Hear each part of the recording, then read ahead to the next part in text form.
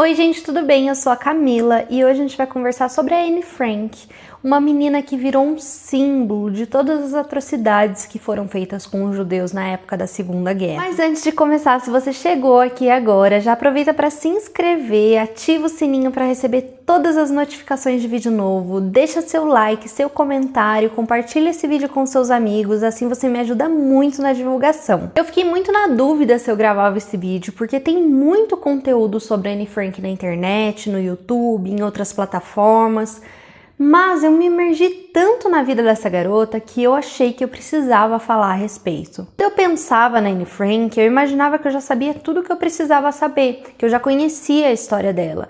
Tanto que eu sempre tive muita resistência de ler o livro, o Diário da Anne Frank, porque eu achava que eu já conhecia. Bom, eu coloquei o Diário de Anne Frank na minha lista de leitura, de metas de leitura para 2021. E que bom que eu fiz isso, que bom que eu dei uma chance para esse livro, porque a experiência foi muito diferente do que eu imaginava. Foi muito melhor, foi muito mais profunda do que eu imaginava ser. Eu gosto muito de ler a respeito do Holocausto, eu acho que é um assunto que não se esgota, eu sei que tem muita coisa ao respeito, mas todas as vezes eu ainda consigo me emocionar e me surpreender com o quão longe o ser humano pode ir. A Anne Frank virou um símbolo do Holocausto, né? Uma menina de 13 anos que registrou a sua visão da guerra, que registrou a sua experiência em um esconderijo no centro de Amsterdã. Uma menina que teve o seu diário traduzido para diversas línguas, que teve milhares de adaptações. E por quê? Porque que essa garota, no meio de tantos relatos que a gente tem sobre o Holocausto, sobre essa situação, por que ela virou um símbolo? Por que a Anne Frank se destacou? Eu acho que é porque ela poderia ser qualquer um. Poderia ser eu, poderia ser você, poderia ser sua irmã, sua prima, sua sobrinha, sua filha. Era uma garota, uma menina que teve a sua adolescência interrompida por conta de um preconceito contra judeus, por conta de uma guerra que a atingiu sem ela nem saber direito o que estava acontecendo. Mas vamos lá, né? Quem exatamente foi a Anne Frank? A Anne nasceu no ano de 1929 na cidade de Frankfurt, na Alemanha. Ela era filha do Otto e da Edith Frank. Ela tinha uma irmã mais velha, de mais ou menos uns 3 anos mais velha do que ela, que era Margot. Logo nos seus primeiros anos, a família já se mudou da Alemanha para Amsterdã, né, da Alemanha para a Holanda, simplesmente porque o Hitler estava subindo muito rápido ao poder, ele estava ganhando muita ascensão na Alemanha, e as políticas antissemitistas estavam ficando cada vez mais perigosas para quem era judeu. O seu pai logo percebeu isso e ele achou que o melhor para a família seria ir para a Holanda. E eles foram para Amsterdã e lá ele abriu uma empresa onde ele fabricava pectina, que é uma substância para a fabricação de geleias. Durante muitos anos a família viveu muito bem ali na Holanda, as meninas tinham uma escola que elas amavam, a empresa do Otto estava indo muito bem, até que a guerra estoura no ano de 1939 e no ano de 1940 a Alemanha invade a Holanda e aí as coisas começam a complicar. Aos poucos vai ficando cada vez mais difícil para quem era judeu.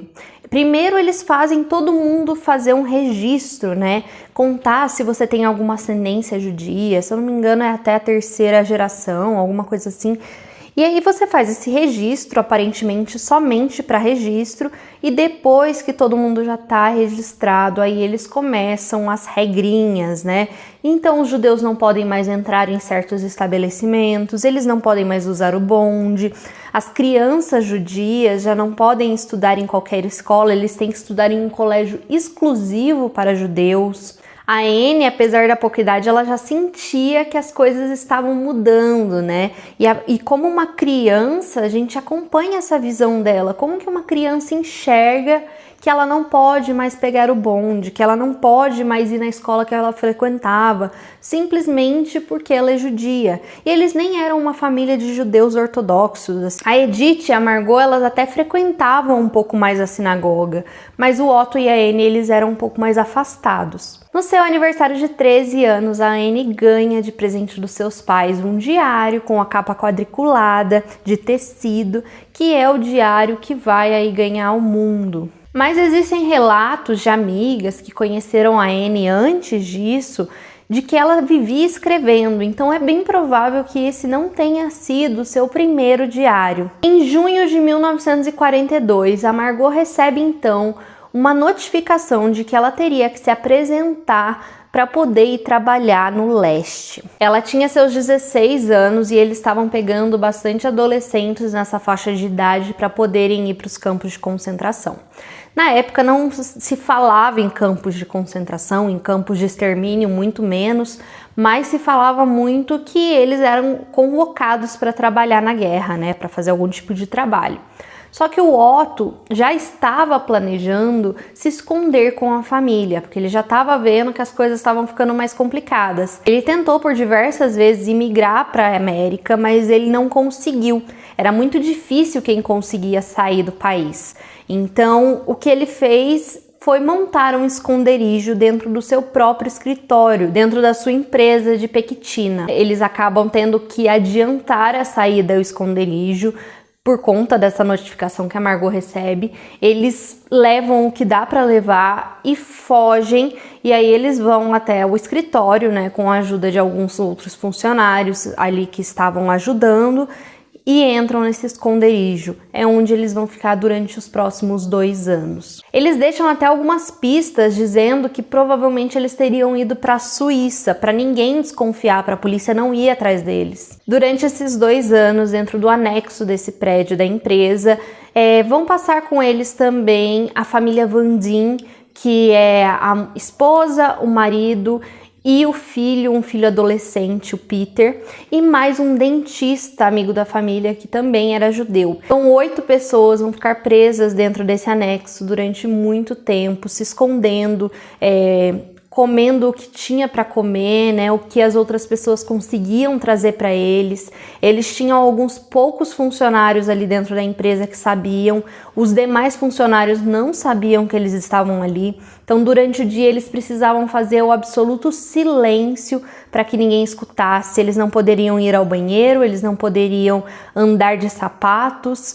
Eles ficavam, então, o dia todo quietos, e quando acabava o horário comercial, aí sim eles poderiam conversar. Ainda assim, mesmo aguentando tanto tempo dentro desse esconderijo, em agosto de 1944, eles são descobertos e encaminhados para os campos de extermínio, e apenas uma pessoa sobrevive dentre as 8, apenas o Otto Frank sobreviveu. Gente, essa é a história que basicamente todo mundo conhece. Só que quando você lê o diário, é muito mais do que isso. As palavras da Anne, os sentimentos dela, são muito mais profundos do que parece ser. A gente não sabe só sobre o que está acontecendo dentro do esconderijo. A gente tem relatos de guerra pela perspectiva de uma menina.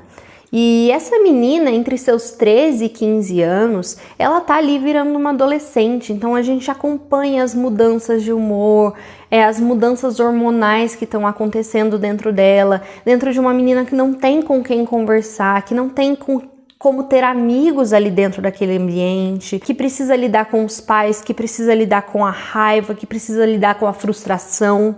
E o único refúgio dela era nas páginas de um diário.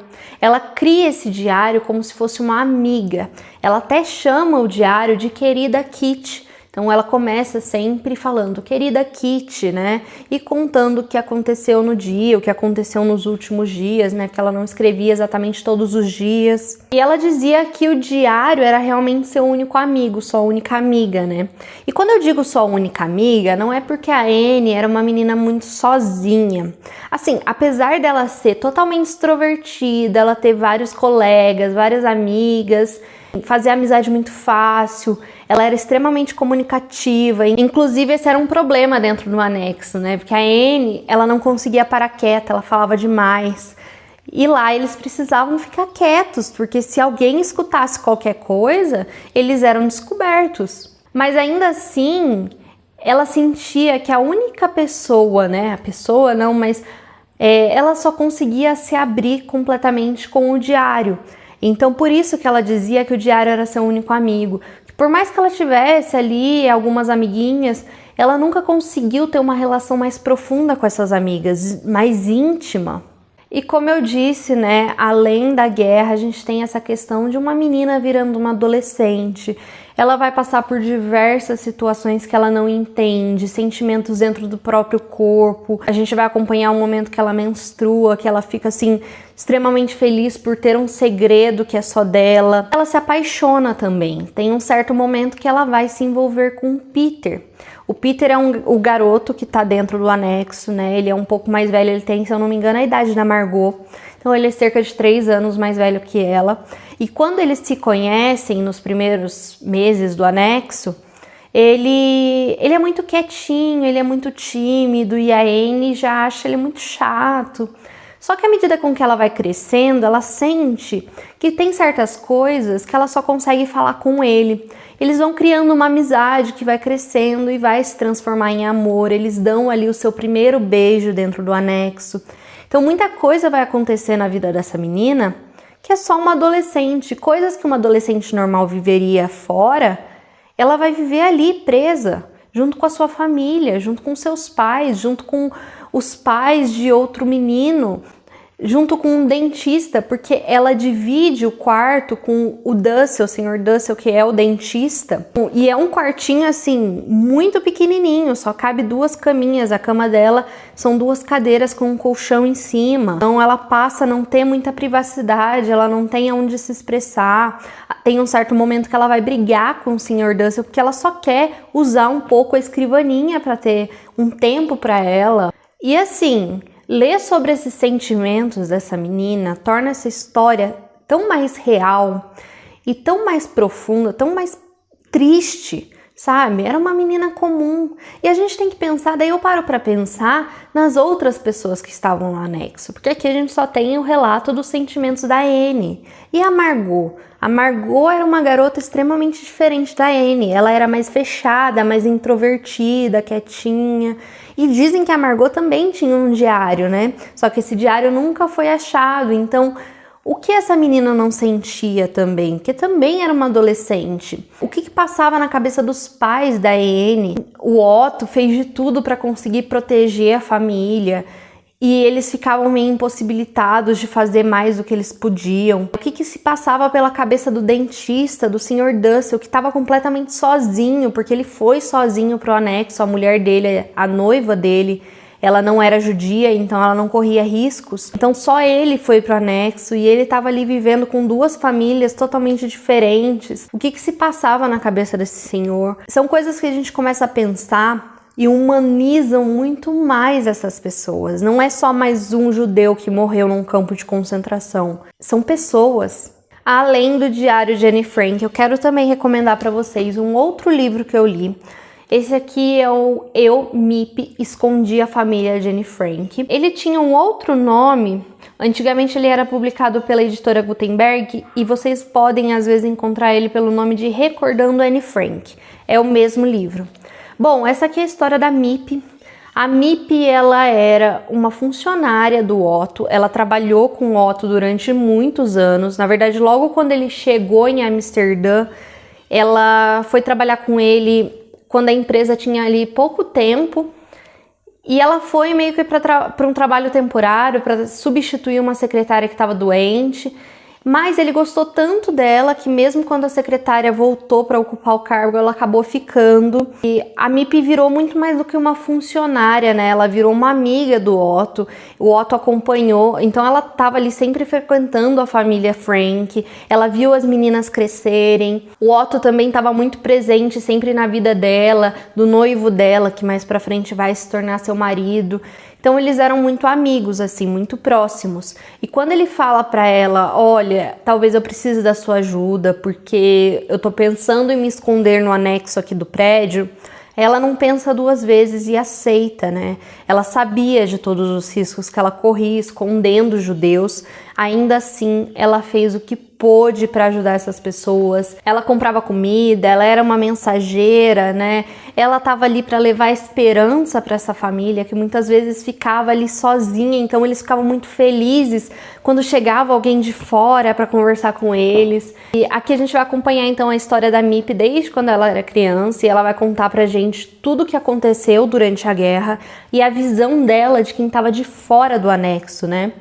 Então é muito legal esse livro, eu gostei demais, eu acho que vale muito a pena você ler o diário e depois ler o livro da Mip. Também é muito bacana porque a gente acompanha quando ela encontrou o diário, foi a Mip que encontrou o diário da Anne, quando eles descobriram, né, que eles estavam no anexo.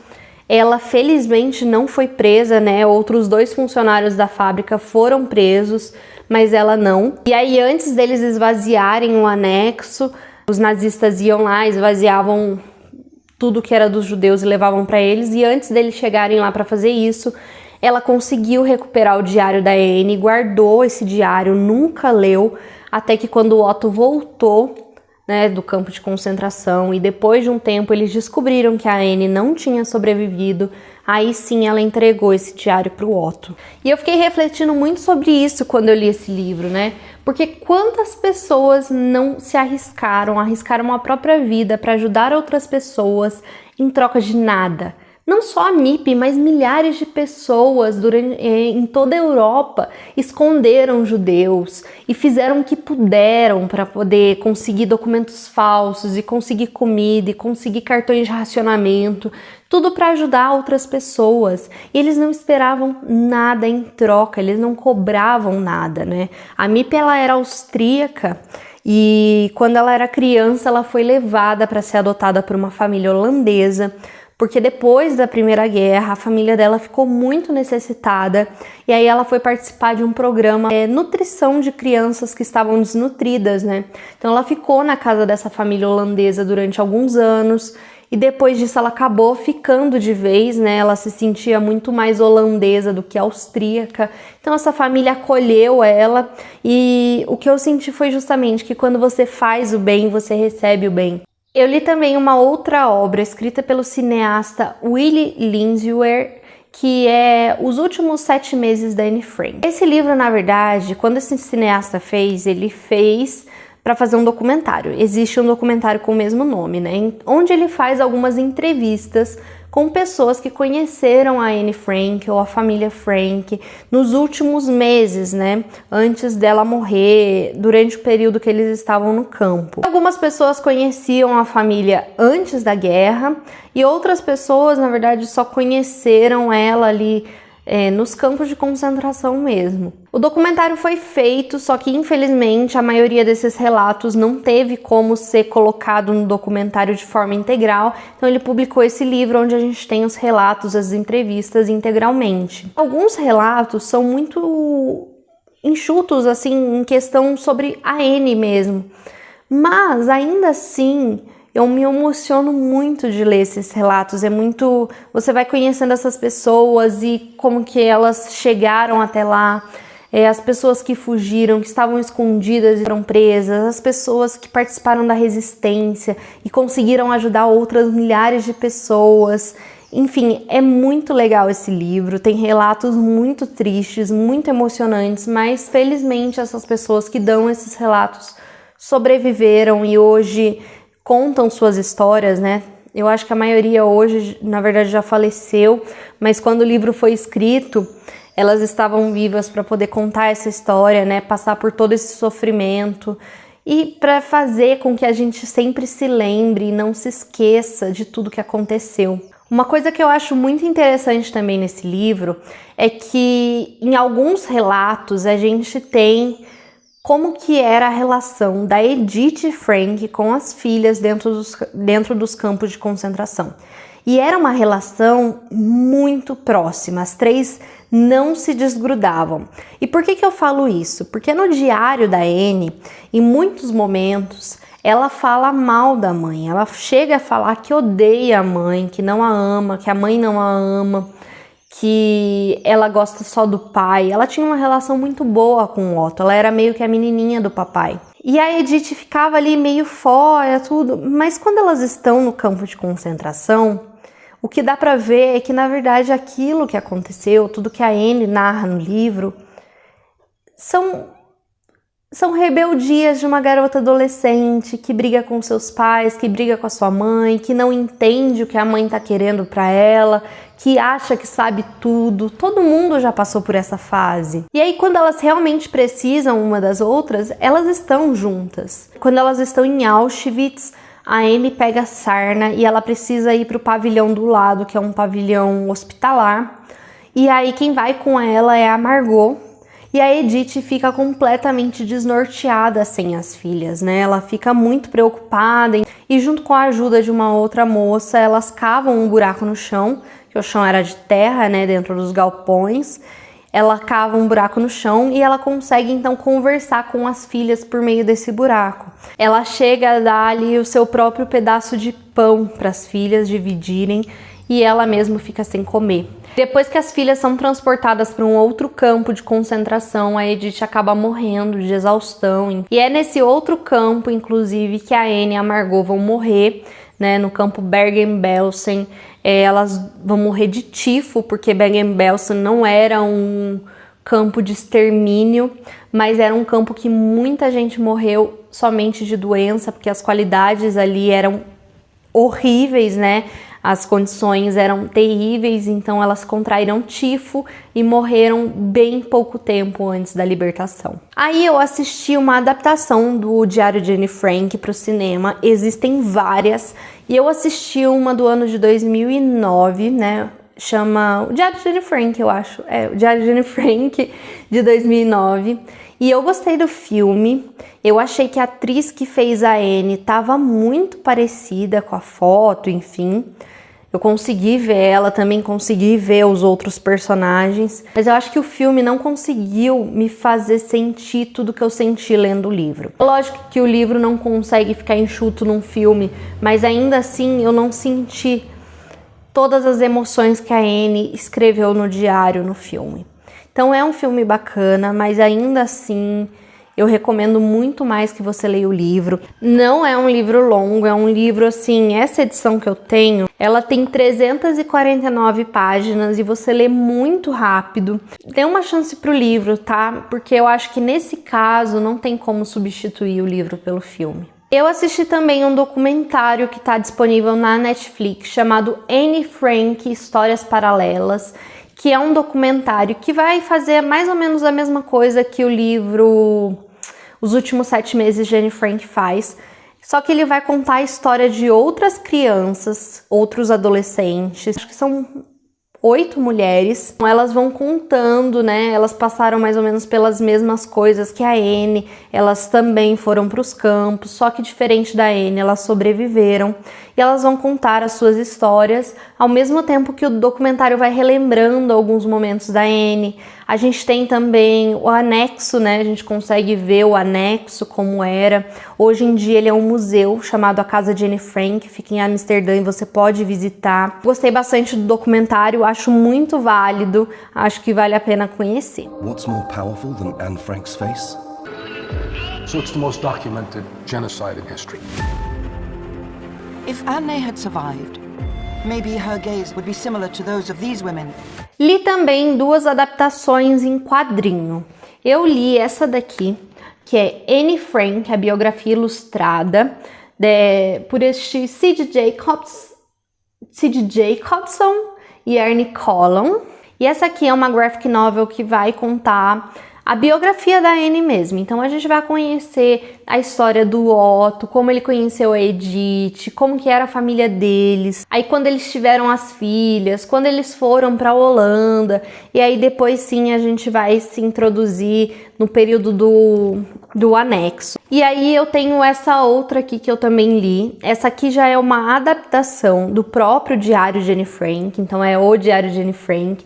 Essa aqui é escrita pelo Ari Folman e pelo David Polanski. E esse daqui é uma adaptação do livro, então ele vai contar o que está no livro, né? Ele começa logo quando a Anne ganha o diário.